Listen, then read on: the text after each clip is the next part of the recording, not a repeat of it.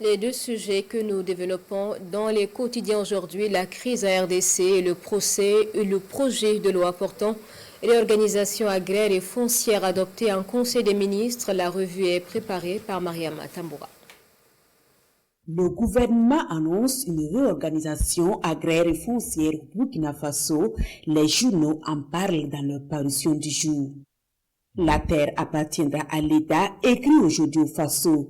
Selon mon confrère, ce projet de loi a pour objectif de faire en sorte que la gestion du foncier soit améliorée et que l'État puisse affirmer son leadership sur la question. Une reprise en main de l'État qui s'explique selon Citoyen par le fait de la récurrence des crises dans la gestion du foncier et face à la volonté du gouvernement de mobiliser les terres pour la réalisation des chantiers de développement et d'intérêt général au profit des populations.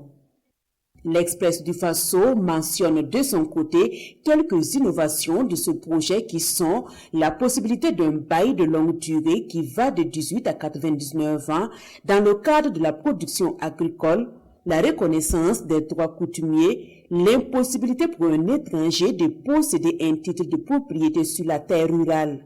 Dans un autre volet, l'actualité en République du Congo fait le chou gras des parutions. Guerre dans l'est de la RDC, quand les intérêts l'emportent sur la vie humaine, voilà comment le journal Le Pays analyse la situation. Pour Citoyen, cela revient à dire qu'aucune négociation, encore moins des accords de paix, ne résoudront durablement la guerre dans le Kivu et les régions environnantes à raison des énormes intérêts économiques et géostratégiques en jeu.